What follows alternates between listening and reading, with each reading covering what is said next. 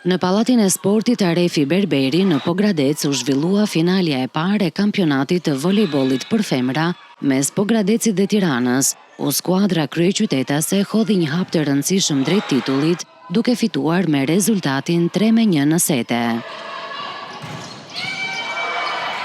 Takimi nisi i balancuar me Tiranën që arriti të fitojë setin e parë 25-22 dhe të dytin 25-23, duke marrë kontrollin e lojës. Pogradeci reagoi në setin e tretë duke fituar 25-21 dhe duke rikthyer shpresat, por në setin e katërt bardhë e blut u treguan më të sakta, duke e mbyllur 25-18 dhe gjithë ndeshjen në favorin e tyre.